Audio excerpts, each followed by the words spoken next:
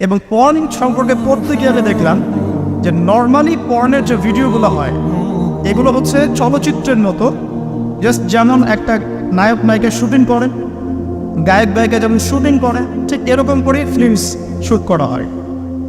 আপনি যখন এটা সার্চ করবেন দেখবেন পর্ন ইন্ডাস্ট্রি থেকে বের হয়ে আসা কিছু ওদের কথা মতে পর্ন স্টার তারা সাক্ষাৎকার দিয়েছে যে এই জগৎটার সম্পূর্ণটাই হচ্ছে মিথ্যা এবং ফেক, যা দেখানো হয় এটা টোটালি ফেক, এবং কোনো কোনো ক্ষেত্রে তাদেরকে বাধ্য করে জালের মধ্যে ফেলে এই ইন্ডাস্ট্রির মধ্যে অনুপ্রবেশ করানো হয়, যেখানে ওদের কোনো ইচ্ছাও থাকে।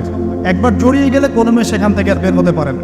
শুধু তাই নয়, যখন তাদের শরীর কাজ করে না তখন তাদেরকে উত্তেজক এমন কিছু পদার্থ দেওয়া হয়, এমন কিছু হাইপার ডোজ মেডিসিন দেওয়া হয়, যার ফলশ্রুতিতে তারা ব্যাক টু ব্যাক দেখা যায় যে অনেক লম্বা টাইম তারা নাকি সেক্স করতে পারে নাউজুবিল্লাহ। তো এগুলো তাদেরই কথা, এটাতে আসক্ত নয় এমন মানুষ খুঁজে পাওয়া দুষ্কর। বাংলাদেশের রিপোর্ট বলছে যে বাংলাদেশে এখনকার ইয়াং জেনারেশনের মধ্যে 92% পর্ন দেখে।